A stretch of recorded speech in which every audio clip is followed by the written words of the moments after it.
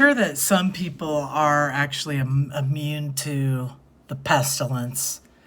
And this headline says how immunity passports could create an antibody elite. This could happen. Governments around the world are testing citizens for virus antibodies to work out whether people have had the deadly disease. Some countries are setting up so-called immunity passports, and others may follow suit. The idea is that a passport would certify that you have had the virus and will not carry or contract the disease again, opening up a way out of lockdown restrictions for the holder.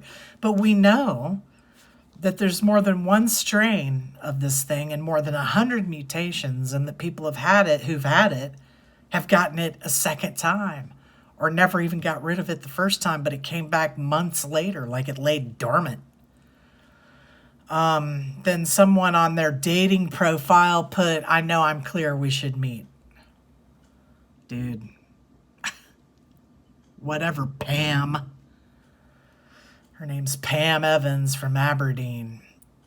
Has just had a rude awakening to the new reality of internet dating. She says that a man who was interested in meeting her took a novel approach. I had one guy at the weekend, and they said, "I've just been tested last week for COVID, so I know I'm clear, we should meet up."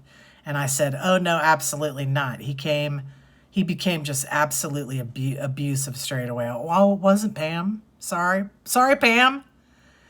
It was the dude that she was talking to. Well, that's probably because he only had one thing in mind, which is where he was going to put his fucking penis. Oh, excuse me. Sorry. I'm sorry, dudes. Anyway, Pam's hopeful date was trying to take advantage of his apparent negative coronavirus test result as a reason to break lockdown rules and visit her. Sounds desperate. We'll call that guy Dan. Dan and Pam. No offense to any Dans out there. Probably not the best way to get a date. So let's note that, you dudes out there. Not a good look. Anyway, is this a sign of how those who get a certificate stating they've already had the virus might use their privileged position in society? Privileged position? Could they become an elite class of people? Very possible. But more likely, if you can't get it again, you would be a test dummy for the government to come in and take your antibodies to create vaccine for other people. So you might as well plan on, Dan's going to spend a long time in a laboratory, so I'm not sure I'd be telling people that I couldn't get it again. And how the F does Dan know? He's not a scientist. In New York, people are using antibody tests showing that they've been exposed to the virus and have recovered as a way of suggesting they are safe to date. That's effing scary, dude. And I can tell you that those tests are bullshit anyway. I'm not trying to put bizarre nurses' information out there, but back in, I want to say February, maybe even March. Could have been April. I can't remember. It's been a long-ass spring, since we all got locked up. But anyway, she was so sick. I've never seen my daughter that sick. I'm talking about, like, I had to take food over and leave it on her porch. She sounded terrible over the phone. I practically begged her to go to the emergency room several times, but nurses make the worst patients. No offense if she's watching this, I love you. But she took an antibody test just recently, and it came back negative. So the antibody tests say that you've had the COVID, the Rona, and it's basically she's saying that she hasn't. And I know it's BS. I know she had it, dude. I've never seen that kid that sick. She's not a kid. She's a full-grown adult. But I'm just saying. Immunity passports, the idea behind them is that a certificate confirming you've had the Rona could be used to enter places that those people without one are barred from. And in fact, there's another country, Puerto Rico, I read, that you have to prove that you don't have the Rona or you can't even get in the country. And to get one, you'd have to test positive for antibodies created after exposure to the virus. So, or in, I think, Puerto Rico's case, they're not going that far. You just have to prove that you don't have it. And here's my problem with that. How can they... You could be asymptomatic and 3 days later end up with it and they won't even know. So is there a quarantine period or what? And they're saying, this whole time that the quarantine period's 14 days, and that's bullshit. It's more like 24 to 30. Just saying. There is, and in Estonia is building an immunity passport system, and Chile is also planning what it calls a release certificate following such principles. This dude, Tavet Hinkragos, I know I messed that up, co-founder of the money exchange firm TransferWise, helped in the development of Estonia's phone app-based system. There are areas where I think it's a no-brainer we should use this, like who takes care of our elders. Can I go and see my parents? If they use this app and they're clear, they would be able to. If immunity as a concept exists, then I think people who have immunity should be cleared to work with elders, or the same for frontline workers. Well, okay, that's great, except frontline workers are using PPE to protect themselves so they can care for people who are sick. That's the whole point of a frontline worker. Other apps are being developed to display antibody and potentially immunity status.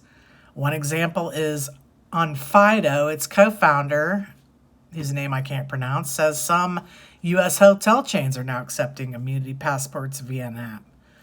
It's predominantly for guests who want to access some of the services, be it the spa or the gym, where social distancing isn't an option. So again, more privilege if you can prove that you are immune. I don't know how I feel about that. Antibody elite, could there be a sinister aspect? Absolutely. The potential for a supposedly COVID immune elite to develop. Robert West, professor of health psychology and behavioral science at University of London, fears a divisive society. You can imagine a situation where if you get a hold of some sort of certification, it will open up doors for you that wouldn't be open otherwise. And you could fake these certificates. I've already freaking told you if they're requiring them, and I can Photoshop that shit, I'm going to. Straight up, I'm just being honest. You need to get your skills in check, y'all.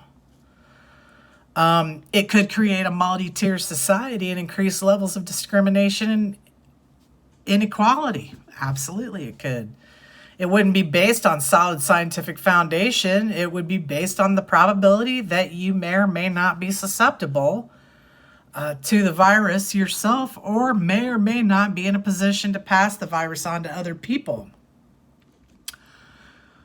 Well, that'll be something new that people can protest and bitch about. It would be to the detriment of sectors of society really being driven by commercial pressures. Professor Weston envisions a point where people with recent antibody certificates would be able to work with vulnerable patients in healthcare roles. We just talked about that. I don't know why they're fucking repeating it. Excuse my language. And then the air travel sector's been hit particularly hard by the pandemic, and John Holland Kay, chief executive of Europe's busiest airport, London Heathrow, wants all countries to recognize antibody certificates. What you really need to know is that your health is a passport. It's going to be accepted in the country you're going to, and you'll be allowed to return home safely without having any kind of quarantine. So that's an interesting take on it, that your medical situation becomes your literal passport. Biotechnology and bioethics at Harvard Law School, Carmel Shahar, fears that people may actually try to catch COVID. A scenario she worries about is if you want to go back to work, you're going to have to contract the deadly disease, one that we don't actually want you to have from a public health point of view or from an individual point of view. She worries that if an employer can demand medical information about a person to see if they have COVID or do they have the antibodies, are they allowed to return back to work? Or are they at risk? If they don't have the antibodies, it puts them in a higher risk category. And let's face it, if everybody in the building had antibodies, then you wouldn't have to wear a freaking mask all day probably. So there's that. And then there's just a lot more on this regarding testing questions, etc. But you get the point. It could be a whole elite set of people that just have more advantages because they've had the pestilence. So I'm going to link this at bizarreabyss.com so you can check it out yourself.